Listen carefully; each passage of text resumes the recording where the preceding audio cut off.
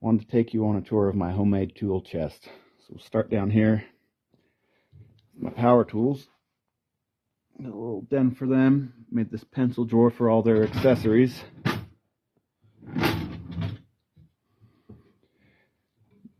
Up here we have all my chisels and sharpening whatnots and mallets.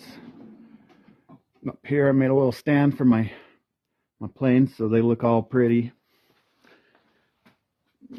Got tool organization up here. Just random hand tools. All my layout tools. Up here I have spoke shaves and saws. My braces. My wood burning jig. Check this out. Woohoo! Pretty happy about it. We'll get a full view.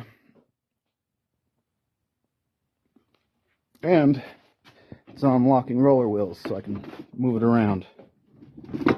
Lock it up if I need to and it doesn't move.